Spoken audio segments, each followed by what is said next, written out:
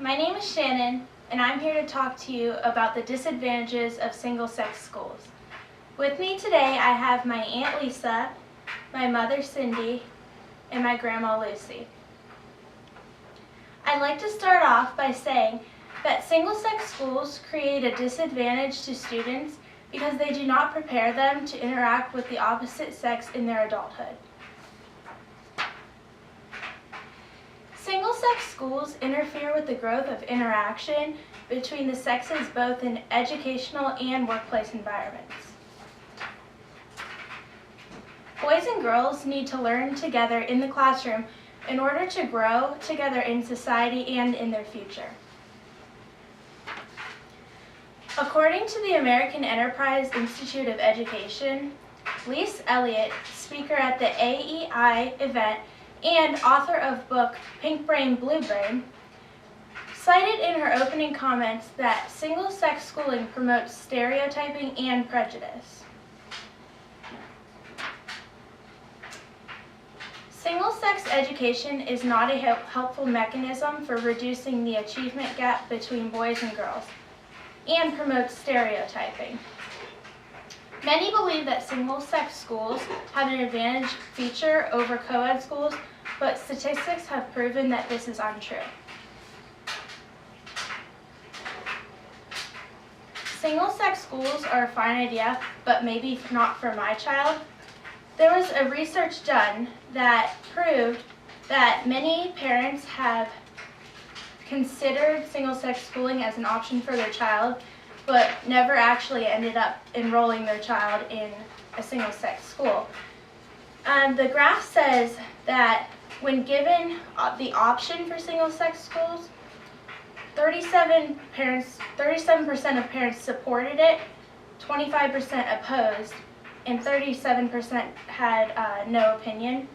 And then when considering it for their own child, 28% said they probably would, 37% said they probably would not, 14% said they definitely would, and 21% said they would definitely not. When we separate genders, we become narrow-minded on how we perceive the opposite sex. Stereotyping may be stronger when segregating the genders, and the environment of the individuals will be wide open to sexist attitudes. Science magazine article, The Pseudoscience of Single-Sex Education, showed the lines of research, educational neuroscience, and social psychology all fail to support its purpose and benefits. Gender separation being beneficial in education is nothing more than a myth. While we cannot enforce the removal of single-sex education in schools, we can promote co-ed education for our youth, and parents need to educate themselves on the subject of single-sex schools versus co-ed schools.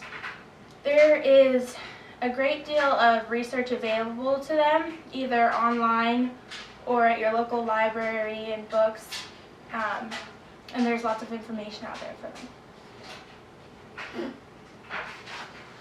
Although the debate is long running on single-sex schools versus co-ed schools, research can be done on social concerns, experiences, curriculum choices, and academic attainment.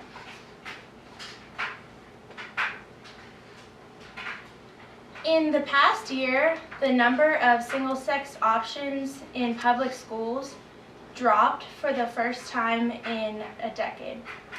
Parents are now challenging the efforts of single-sex schools as both discriminating and harmful.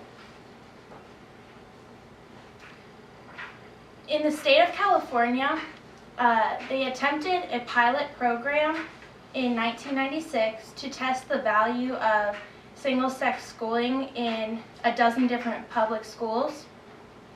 6 of the school districts participated, and each were established one all-male school and one all-female school.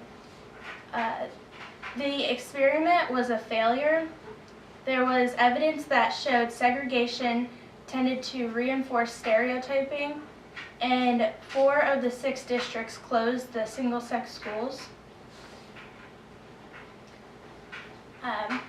So in my opinion, boys and girls should bounce ideas off of each other, and even if they learn differently, it does not mean they should learn separately. Thank you.